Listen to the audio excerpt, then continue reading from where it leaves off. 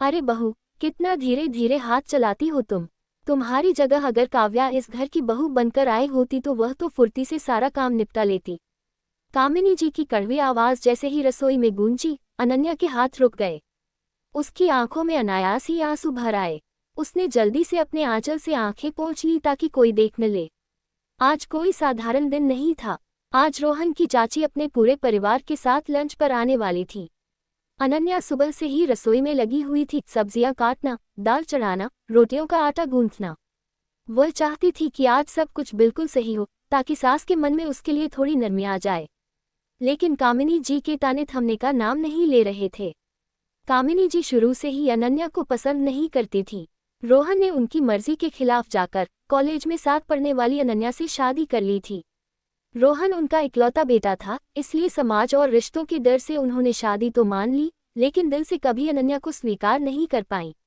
उन्हें लगता था कि अगर काव्या बहू बनकर आती तो घर की शान और रुतबा और बढ़ जाता। अनन्या ये सब समझती थी, फिर भी उसने कभी जवाब नहीं दिया। वह चुपचाप सब सहती रही, ये सोचकर कि शायद एक दिन सास का दिल पिघल जाएगा। दोपहर होते होते मेहमान आ गए।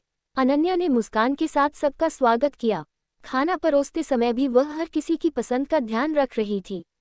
तभी अचानक कामिनी जी का पैर फिसल गया और वह जमीन पर गिर पड़ी। घर में हड़कंप मच गया। माँ, अनन्या सबसे पहले उनके पास पहुंची। उसने सास का सिर अपनी गोद में रखा, पानी पिलाया और रोहन को डॉक्टर बुलाने के लिए कहा। उनके घुटने में तेज दर्द था, चलना मुश्किल हो गया था। डॉक्टर ने आराम की सलाह दी और कहा कि कुछ दिनों तक कामिनी जी को सहारे की जरूरत पड़ेगी। अगले कई दिनों तक अनन्या ने पूरी निष्ठा से सास की सेवा की, दवाइयां समय पर देना, पैरों की मालिश करना, रात में उठकर पानी देना। न कोई शिकायत, न कोई थकान का जिक्र।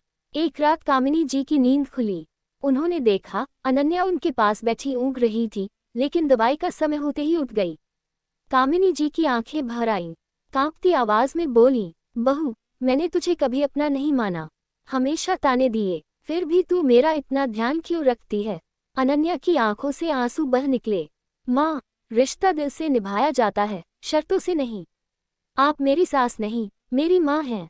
उस पल कामिनी जी का वर्षों का अहंकार टूट गया। उन्होंने अनन्या का हाथ पकड़ लिया।